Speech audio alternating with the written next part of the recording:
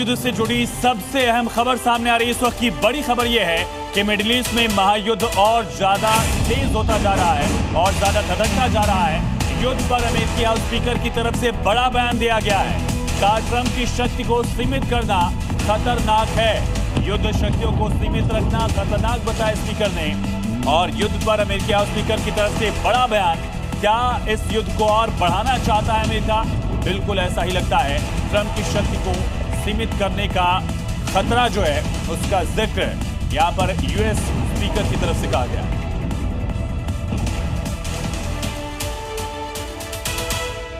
तो middle east में जारी महायुद्ध का आज 5वां दिन है। एक तरफ ईरान समेत कई देशों से तबाही की तस्वीरें सामने आ रही हैं, तो दूसरी तरफ एक दूसरा संकट दिख रहा है।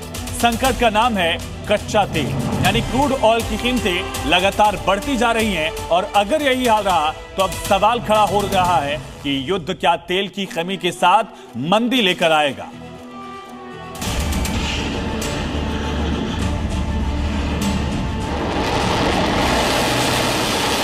एक तरफ ईरान और अमेरिका जंग के मैदान में आमने सामने है, तो दूसरी तरफ हॉर्मुज स्ट्रेट को लेकर ईरान और अमेरिका के दावे भी एक दूसरे के उलट हैं। जंग के बीच ईरान की रिवोल्यूशनरी गार्ड ने ऐलान कर दिया है कि अगर इस रास्ते से कोई भी शिप गुजरा तो वो उसे तबाह कर देगा, जबकि अमेरिका का दावा है कि दुनिया का सबसे व्यस्त तेल सप्लाई वाला समुद्री मार्ग खुला हुआ है। दोनों दावों में कितना दम है, इसकी बिल्कुल सटीक जानकारी देना उतना ही कठिन है जितना कि ये बता पाना कि जंग कब तक चलेगी। अब पिछले 5 दिनों से जारी इस महाविनाश के डायरेक्ट इंपैक्ट भी जान लीजिए। युद्ध की आग में कच्चे तेल की कीमतें अपने तेवर दिखा रही हैं। इंटरनेशनल मार्केट में कच्चे तेल का भाव $70 प्रति बैरल से बढ़कर $82 प्रति बैरल पर पहुंच चुका है। यानी 5 दिन में कच्चा तेल $12 महंगा हो चुका है।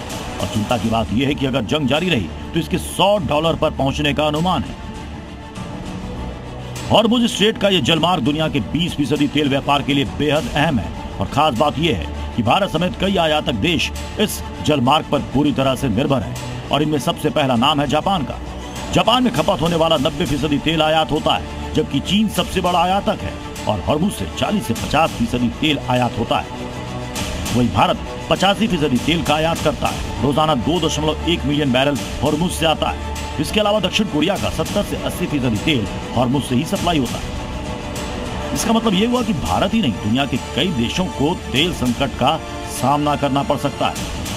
यह और बात है कि भारत जैसे देशों में लोगों को जमीनी हकीकत से अगले 7 से 10 दिनों में सामना करना पड़ सकता है। जो अभी टैंकर्स या शिपमेंट्स जो अभी ट्रांजिट में हैं, उनको अभी पोर्ट में पहुंचने में तो कोई प्रॉब्लम नहीं है।